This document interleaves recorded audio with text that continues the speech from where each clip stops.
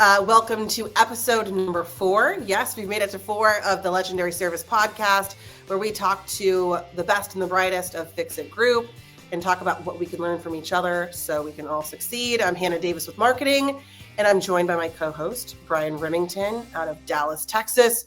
Brian, good to see you again, and we've got an exciting episode today. Good morning. Yeah, I'm excited to do this one. We've got an amazing guest on. Okay, Brian, tell me a little bit about this guest. I think we're going to see him blushing in the upper corner of our screen as we describe what he's done. And then we're going to see what we can learn from him. So, let Sheel kind of tell his story a little bit. I don't know. I've never met Sheel face to face. All I hear his name, right? Sheel is based out of Denver, Colorado at the Fix It 24/7. And Sheel most recently smashed a record that I thought was unbreakable. A turnover record was previously like 667 grand in a month. Sheel cleared, I think, 1.1 million, and which, I mean, mind blown. I mean, never even thought $1 million was possible. I've had guys say, "Oh, one day I'll do it," but Sheel broke the 4-minute mile, as Roger Bannister did back in the day. So when that happened, and obviously Adam, his GM, Mariano, have so many great things to say. I still keep in touch with a lot of guys there in Denver and heard nothing but good things. So part of this is selfishly me wanting to get to know Sheel and also learn from him and see what he's doing to have that kind of success, because it's definitely unprecedented. So without further ado, Sheel, welcome. And if you wouldn't mind, just a little bit about yourself, what you did prior to this, what brought you to Fix It 24/7, and we'll kind of go from there. Yeah. So I'm from Auckland, which is in New Zealand. I went to school there, and I've been working with thoroughbred racehorses for over 20 years now. Wow. I've been in management for about my last 10 years of that. Been in Australia for the last 6 years.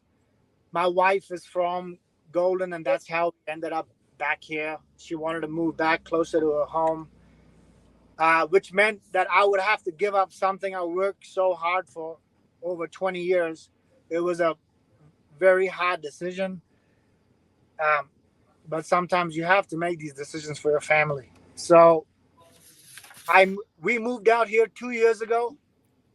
And I really didn't know what I wanted to do, because I knew what I did back at home.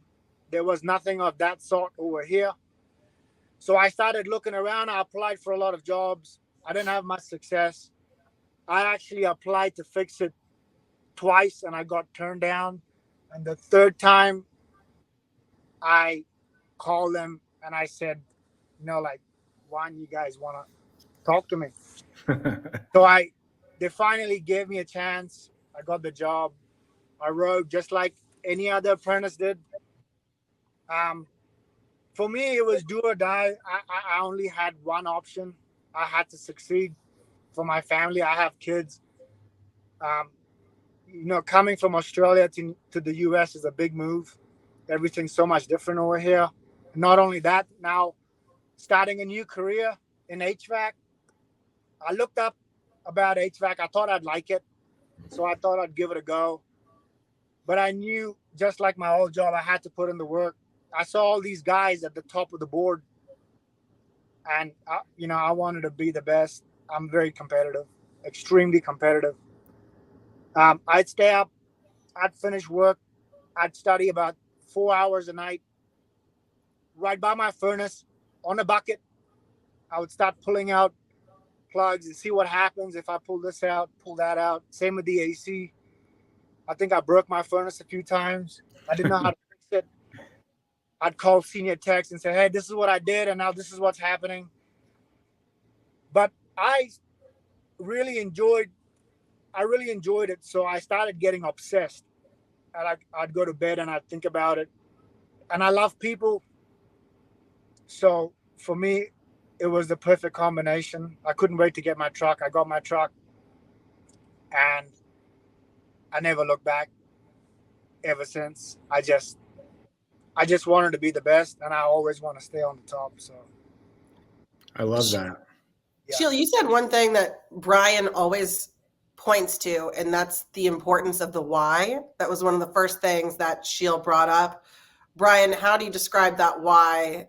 And then Sheel, like, I'm interested to hear Brian talk about that, and then how that factors into your success. Yeah, I always tell guys that no matter what you decide to do, it's going to be hard to have success, right? But if you got to keep your why top of mind. Like for me, it's my wife and my kids, and it's also helping people and seeing other people succeed. And if you don't have a big enough why, your why not will be, and that means you're faced with all these decisions every day. Do I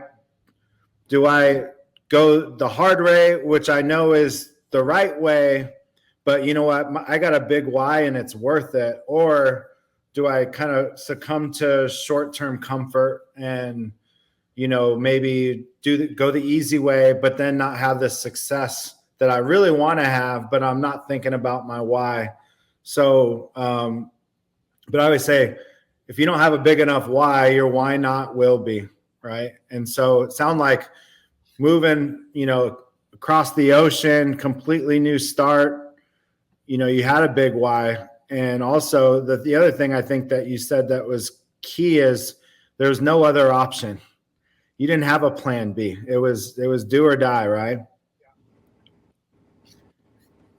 And so for you, what was that big why, and why was it important for you to make this work?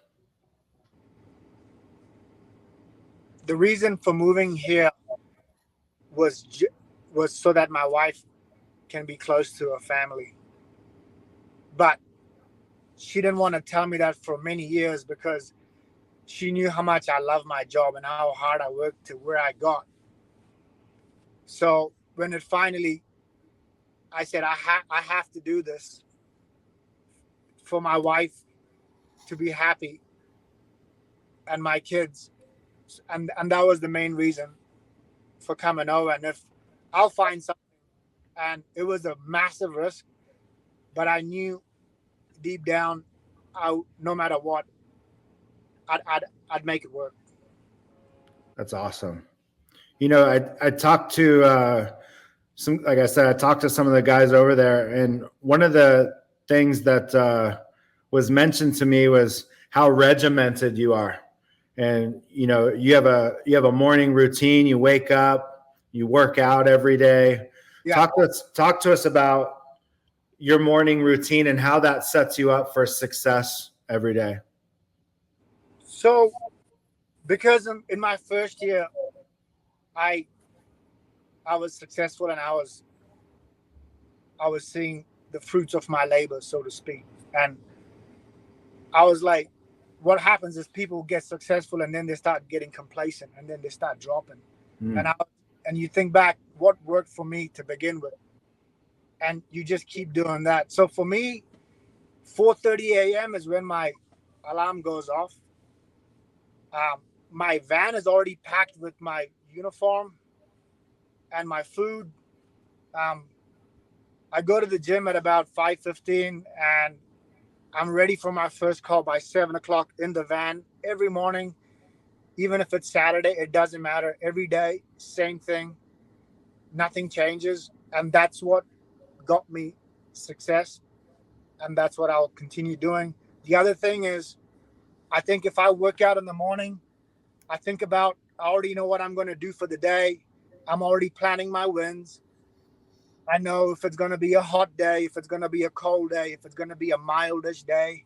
You have to adjust and slow down depending on, this industry is so weather dependent. So that's what I do. And eating wise, I don't really like the food here. So I get my meals all custom made for me. And that's all I eat all day. and then I eat at home and I get home. But I don't. It just keeps me energized. It keeps me in a good mood. Whenever I go to clients' houses, I'm happy. They're happy, and I think if you did the right thing by any person you meet, and you genuinely want to help them, you'll be successful 100% because they can pick it up that you're trying to help them, and you want to help them, and you'll always be successful. Just doing the right thing by the people. That's I think absolutely number one. I love that. I love that. I was talking to Ben and I said, hey, we've worked with the best guys in this industry. What is it about Sheel that separates him, and why is he able to do what he does? And one thing he mentioned to me, that he mentioned a number of things, but one thing that I want to talk about is, well, first off, you guys always, when you're pre-gaming, you and Ben talk about every call before he goes to your turn, and you guys game plan that call, and you guys always talk about doing the right thing for the client, regardless of whether you sell it or not. Let's do the right thing. And I think that's powerful.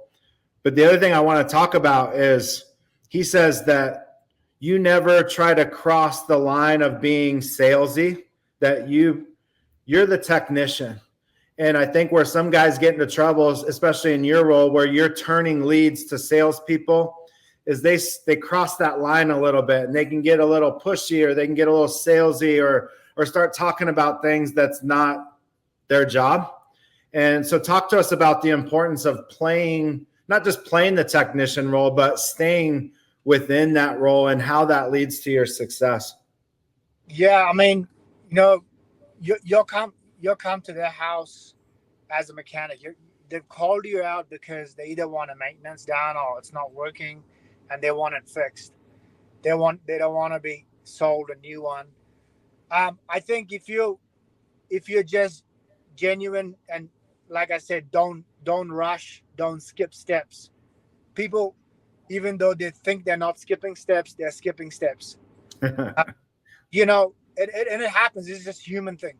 And then they'll call me and say, hey, this is what happened. I'm like, what happened about this? And we forgot about that. But I think if you're just genuine, open everything up, show them everything. Hey, look, if you wanted to get this thing fixed, this is what it's going to be. But I always get them to ask me, what would you do? And a lot of the times when I go to these calls, and this is what guys struggle with, they're like, how do you get them to ask you that? And I think if you show them everything and you're open and honest, and a lot of the times guys don't listen to what the client's saying. Like, you might open the door and it might be an AC cleaning, but she might talk to you about a filter, but you've totally missed that completely. And you're doing the cleaning, but on her mind, then she'll bring it up again, and then they'll forget about it again. So you really need to think about what they're asking you. Or it could be a hot water tank. Hey, it's leaking water. Is this normal? They're concerned about that. So I think if you listen to them and take care of that, and then continue doing what you're there for, I think that's the key right there. Just showing them everything you see, and not coming across like you're there to sell them something and not spending much time. I think, Sheel, one thing that you said that's really key that I hope people take away from this, and this is a tenet of communication across the board. What you're doing is you're mirroring people. So if you come in and a client is concerned about the filter, you as a technician may know that there's something else going on, but simply repeating back to them what is important to them, acknowledging that is one of the most powerful things that you can do in any type of communication. It makes somebody feel heard, they feel seen, and that immediately builds trust. That's one thing you just said that really sticks out to me. Yeah. Like with us, when guys riding with me, they're like, every time we leave, they're always happy and smiling, even though like Ben's on his way or whatever. You you walk into the room, you're dealing with one person. There could be a couple of people watching TV. There could be someone else in the living room having some food. I always say hello to everyone. Just get everyone involved in what you're doing. Sometimes the husband's away. He could be in a room sitting down. I start talking, and then he'll come out, and then he'll come downstairs with me into the basement, and they're looking at the furnace and asking you, what does this do and what does that do, and get them all involved. I think that's massive as well. Yeah, I think there's so many things that you're talking about here that go back to our process and in the 12 keys and legendary service. And one thing that really, really stuck out was that you said the client asked me, what should I do? And I think what a lot of technicians don't realize is that when you ran the process and you've asked, you've done the right front of the call, but then you do what you're there to do, and then you educate along the way, and because their ears are now open to your education, they're listening, which then prompts questions, right? And then when you get the client asking you questions, that shows that they're engaged, but it also means that they're going to listen to your answer. And I think a lot of guys, they talk too much at clients, and they're like, oh yeah, I said that. Oh yeah, I told the client that. And oh yeah, I showed them that. But what was the client really listening? And we've all been there where we're giving clients a lot of information and they have the glazed over look in their eyes. And you think that they're listening, but they're just giving you the but they're not really receiving it. And so a good telltale sign is when at some point in the call, now they start asking you questions. Well, what is that? Why is that important? Or what would you do? That shows you that they like you and they trust you, and they're willing to receive the information because they're asking for it. And when you talk about skipping steps, sometimes guys, they go too fast where now the client's not asking for information. They're giving them too much. And that can come across as pushy and salesy as well, right? Yeah, absolutely. So,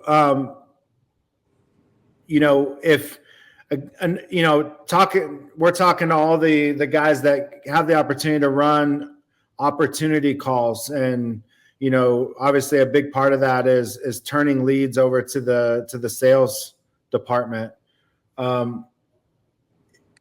I want to just give you the floor for a minute, and if you were to talk to that group and you were to say, hey, these are the keys to my success and why I've been able to turn leads at the rate that I do, and still with clients extremely satisfied and making it easy for the salesperson. If you just impart some wisdom or some advice to those guys that are in your same role. Yeah. So firstly, listen to the client, answer all their questions. You're the technician. So when it comes to anything technical, they should be asking you, and not when the sales guy comes in, hey, he never explained this to me, or how does this work, or what's going on here. Listening to them would probably be the most important. Second is slowing it down. They called you out for a reason. You're there. It's either not working or they need something done to it.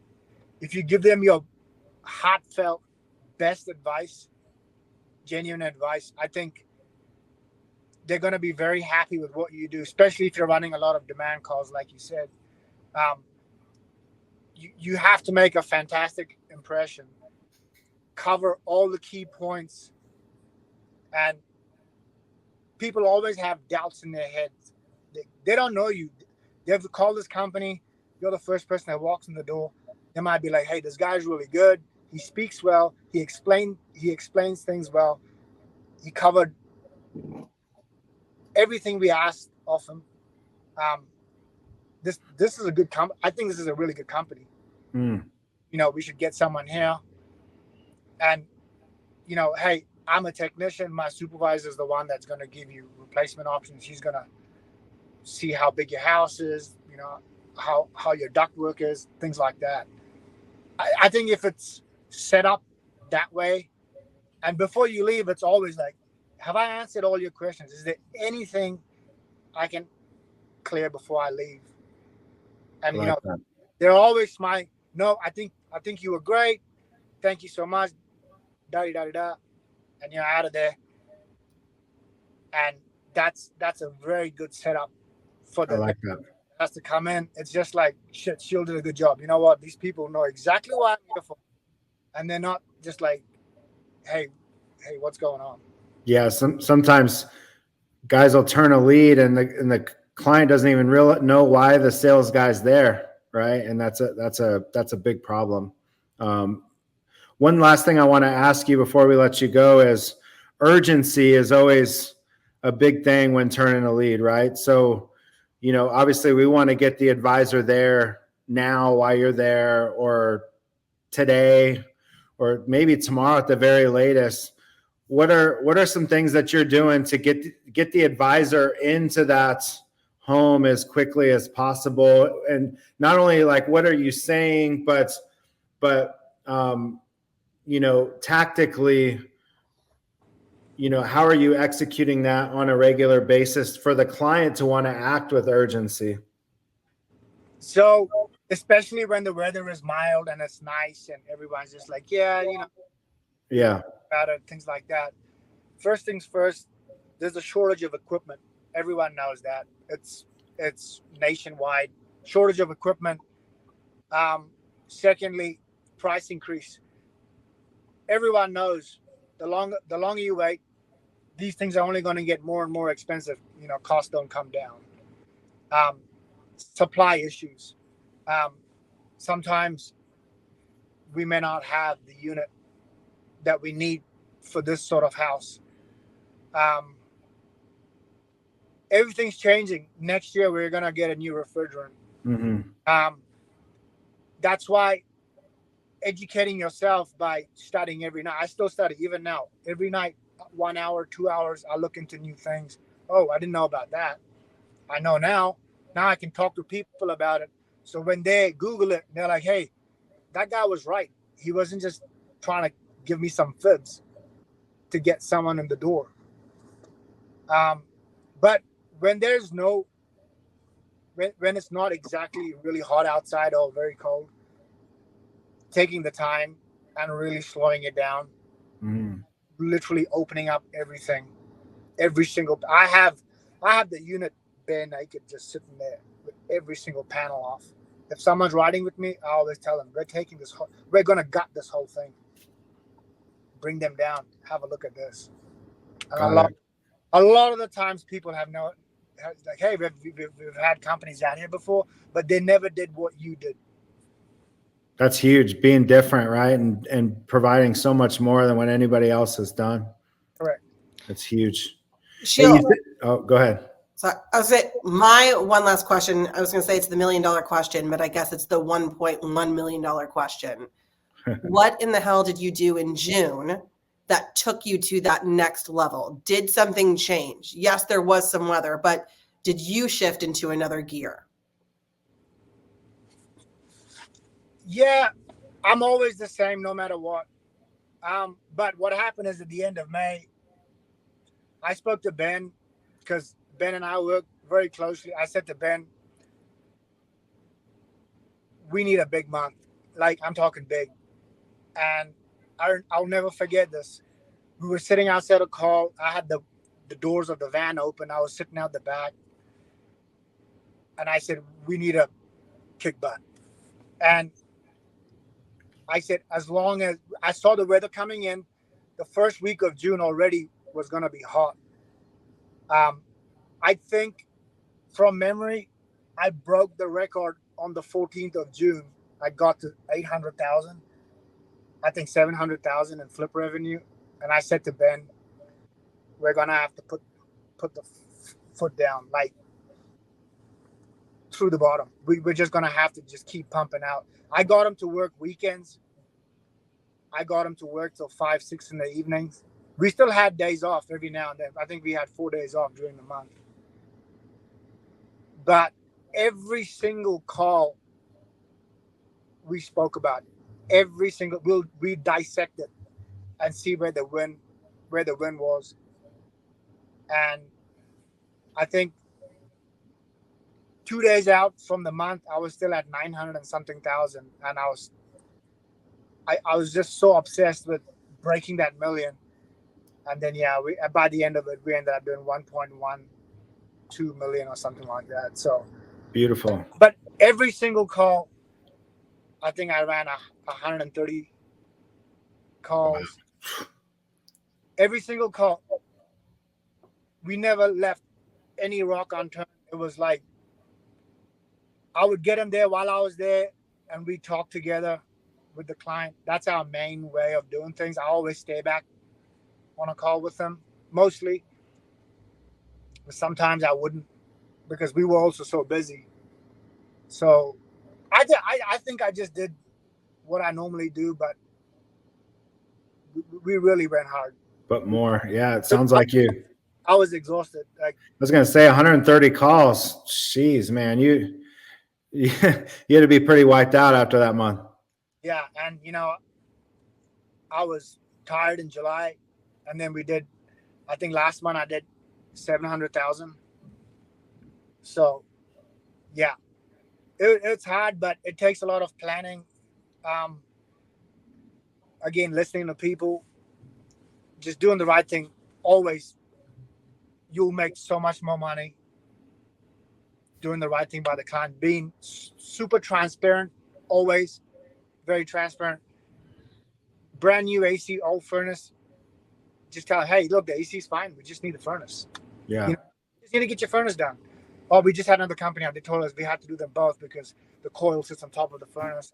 There's no way of removing it. No, we can do that. Just always doing the right thing. But it was a hell of a month, and we'll have another crack at it next year. I'm still improving. I still make a lot of mistakes, and I write them down. I always make a lot of mistakes. But I just try and make less and less mistakes as I move forward. That's such great insight. I wasn't going to ask this, but you kind of just made me think. We're talking about the biggest month ever. Have you ever gone through like a slump or kind of a bad patch? And what was your mindset during that, and how did you get yourself out of it? Because I know guys, even in your role, you can be on fire, and then all of a sudden it kind of dries up for a week or whatever. How do you keep your head on straight, and how do you get through those bad patches and get back? I think the way. If you want to be on that level, I think mentally you have to be extremely strong. Yeah. I don't know how to explain it. You have to be so strong mentally, because of course I have those days too. I had one yesterday, but today's a good day. We've done 40,000 already. So it's don't ever take your foot off the pedal. Just keep pushing, because hey, when it's really good out, everyone's doing well. But to do well when it's rough, that's hard. So if I'm hearing you right, you got to be very mentally tough, and I don't want to put words in your mouth, but when I think of mental toughness, especially being a technician, is doing all the right things that you're supposed to do, even when you don't feel like it, or even when even though the last call sucked, that you're still going to discipline yourself and be mentally tough to do the right things. Is that kind of what I'm hearing? Yeah, absolutely. Whether it be that on your way to the next call, you either talk to family or listen to your favorite song or talk to your best friend overseas, whatever it might take you. For me, I just stay quiet and I'll just process what happened with the last one. And I truly believe every single call you can get something on, even if it means a great review. Just say, hey, you guys are fantastic. You guys came out. You were quick to come out. You did a great job. We're super happy. In the future, we're going to use you guys again. We're part of this neighborhood. We're going to tell everyone, hey, we had Fix It Out and they were fantastic. Love that. Love that. There's a win on every single call. Every call, there's a win on every single call. Even if it's something small, it doesn't always have to be big. Yeah. Always keeping in mind, always do right by the client. It'll serve you well going forward, always. 100%. Thank you so much for sharing that stuff. Hannah, you want to close us down? Yeah, I'll wrap it up. Sheel, this has been fantastic. No matter who I'm talking to, I like to talk to people that are passionate about what they do and how they live their life. That's essentially what I've taken away from this conversation. From the time that you wake up, to taking care of your body, to the food that you eat, to honoring your family, to being sincere with every single customer, to dissecting and being an eternal student. You're still studying after you smash that record. These are the lessons I've taken away from it. Yeah. I'm not going to be fixing units, but I can apply all of this to my own life. And so I just want to thank you for your time, and I can't wait to see you smash 1.1, and we'll have you back on the podcast. Yeah, thank you, Sheel. It's such an honor to meet you and talk with you for a bit. I can't wait to meet you in person. Yeah, nice to meet you, Brian. Thank you so much. It was good to talk to you as well. I've heard a lot of good things about you from Ben and everyone else that works here. So awesome. Yeah, I've been looking forward to this. Thank you for talking to me. Good deal. Have a great rest of your day, and we'll talk soon. Okay, thank you. All right, thank you. Bye-bye.